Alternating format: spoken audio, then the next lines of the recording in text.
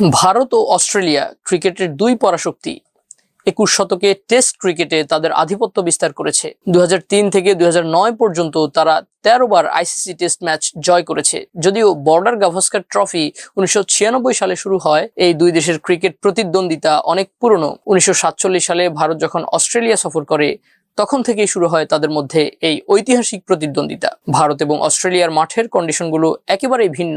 ভারতীয় পিচে টার্ন এবং ধীর গতির পিচ থাকে, যেখানে বোলারদের ধৈর্য ও প্রযুক্তির পরীক্ষা হয়। অন্যদিকে অস্ট্রেলিয়ান পিচে গতি এবং অতিরিক্ত বাউন্স থাকে, যা পেস বোলারদের জন্য অত্যন্ত সহায়ক। এই দুই দেশের বিপক্ষে খেলার জন্য অস্ট্রেলিয়ার বোলাররা বিশেষ ভূমিকা পালন করেছে।